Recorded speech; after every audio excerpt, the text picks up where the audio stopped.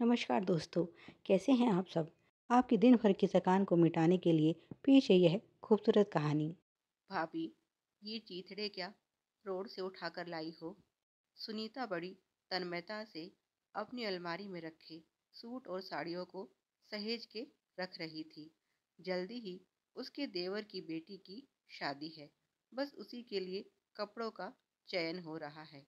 क्या पहनना है और क्या लेकर जाना है, यही सोच विचार कर रही थी कि तभी पतिदेव ने पूछ लिया, किस जमा घटा में लगी हो?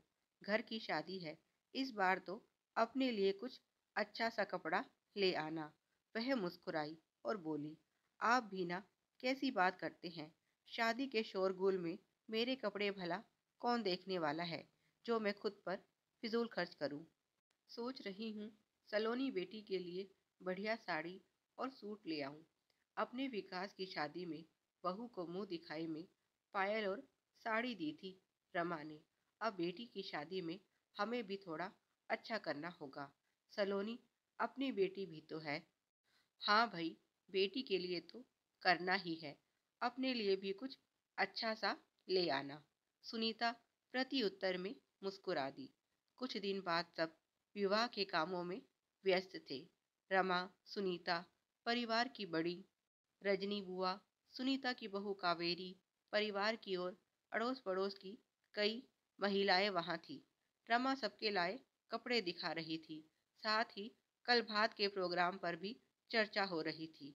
उसी समय उनकी ननद मधु का सपरिवार आगमन हुआ।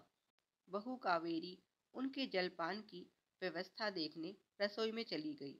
फूफा जी और उनके लड़के ऊपर वाले कमरे में चले गए, जहां पुरुष मंडली के बैठने की पूरी व्यवस्था थी। उनकी बहुएं भी कावेरी की मदद के लिए रसोई में चली गई। वह खुद वहीं सबके साथ बैठ गई। बातचीत चल ही रही थी कि तभी उनकी बेटी रश्मि और दामाद राजीव भी आ गए। मधु राजीव को लेकर ऊपर वाले कमरे में चली आई, ताकि भाई भतीजों से भी दुआ सलाम कर ले। इधर उसकी बेटी रश्मि अपने लाए हुए कपड़े मामी रमा को सौंप देती है। कपड़ों की थैली वहीं बाकी सामान के साथ रखी थी। कावेरी सबके लिए चाय नाश्ता ले आती है और बुआ जी को भी आवाज लगा देती है। विकास ऊपर कमरे में चाय लेकर जाता है और बुआ जी से कहता है, बुआ जी, नीचे सब आपका इंतजार कर रहे हैं। मधु नीचे सबके साथ आ बैठती है।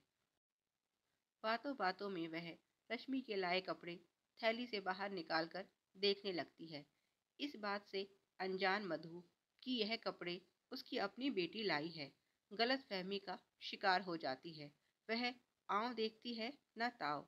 सबके सामने सुनीता से कहती है, भाभी, इस बार भी ये चीथड़े ही मिले तुमको लाने को? कभी कुछ अच्छा नहीं दे सकती क्या? यह कूड़ा कौन से फुटपाथ से उठाकर लाई हो? सुनीता सहित वहां उपस्थित सभी औरतें हैरानी से उसे देखने लगती हैं। रश्मि माँ को चुप करवाने की कोशिश करती है, पर आज उसे कौन रोक सकता था? वह तो आई ही इसी मंशा के साथ थी कि भाभी सुनीता की सबके सामने इज्जत उतार के रहूंगी। मधु बोली, तुम्हारी इसी मरी नियत के कारण भगवान ने तुमको लड़की नहीं दी। अपनी बेटी होती तब भी क्या ये चीथड़े ही देती उसको? इतना धन जोड़कर कहाँ ले जाओगी? ये कपड़े तो कोई भिखारिन भी ना ले, और तुम ये शादी में लाई हो। उसने कपड़े गुस्से में जमीन पर पटक दिए। रमा भाभी तो कुछ कहेगी नहीं, जानती जो है तुमको और तुम्हारी छोटी हरकतों को। खुद यहाँ नई दुल्हन जैसे कपड़ों में खड़ी हो। जिस बच्ची की शादी है उसके लिए ये अपने घर का कूड़ा उठा लाई।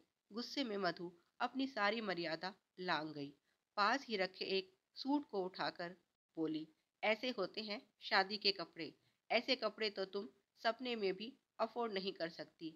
रमा समझ रही थी कि मधु कपड़ों की आड़ में कैसे अपनी भड़ास निकाल रही है।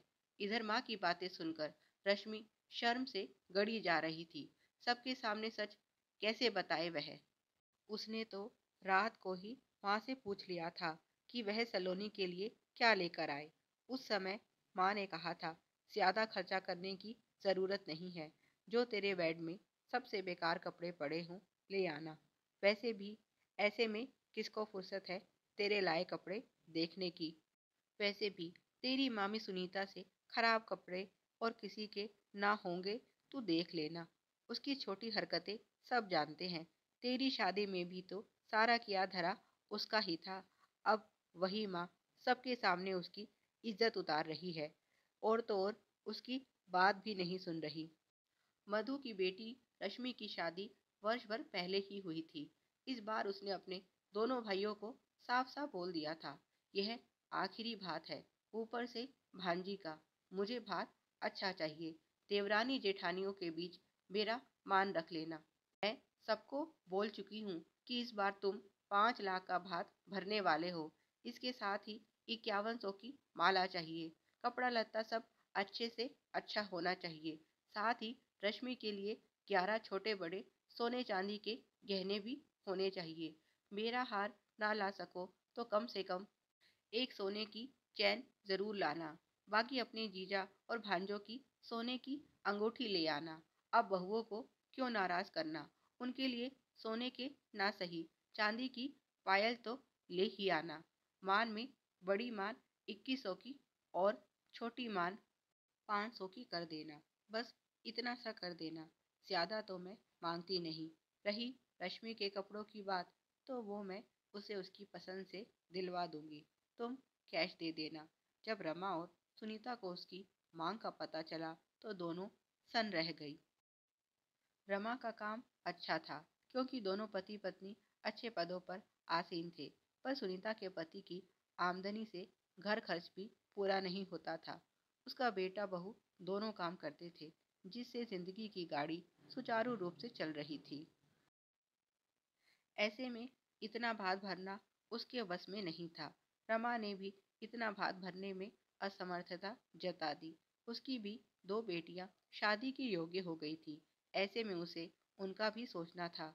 सिर्फ ननद के अहंकार की तृप्ति के लिए अपने बच्चों का भविष्य वह दांव पर नहीं लगा सकती थी। दोनों ने निर्णय किया कि वह अपनी खुशी और सामर्थ्य के हिसाब से ही भात भरेंगे। लाख रुपए का भात और बाकी सब सामान को मिलाकर दोनों भाइयों के हिस्से में 1.5 लाख रुपए आए।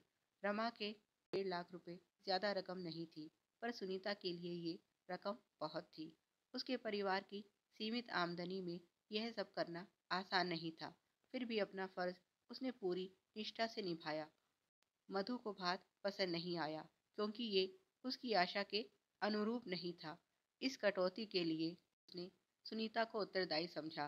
तभी से सुनीता के साथ उसने बातचीत बंद कर दी। शादी के बाद भी वह भाभी के साथ खूब लड़ झगड़ कर गई थी। उसके बाद से वह सुनीता को सुनाने का कोई अवसर हाथ से जाने नहीं देती। आज भी सुनीता को अपमानित करने की मंशा से वह यह सब बोल रही थी कि तभी रमा बोली, जी जी, ये कपड़े तो रश्मि बेटी लाई है। यह सुनते ही कमरे में सन्नाटा पसर गया। जहाँ सभी औरतें मंद मंद मुस्कुरा रही थी, वहीं मधु की हालत देखने लायक थी। सुनीता चुपचाप एक कोने में खड़ी थी। उसने बड़ी होने के कारण मधु को कभी पलटकर जवाब नहीं दिया था। हमेशा ही मधु लेन देन को लेकर उसके साथ कड़वी बातें करती आई थी। बात बात पर उसे और उसके परिवार को अपमानित करना तो जैसे उसकी आदत हो गई थी। आज सबके सामने मधु उसे अपमानित करने चली थी, पर देखो अंत में खुद ही बोलने लायक ना रही। मधु से अब यहाँ से ना उठते बन रहा था ना बैठते। आज तक दूसरों को अपमानित करने वाली ने स्वयं अपमान का स्वाद चख लिया था। वीडियो पसंद आया हो तो प्लीज़ लाइक करें और शेयर करें। Please like share and subscribe. Thanks for watching.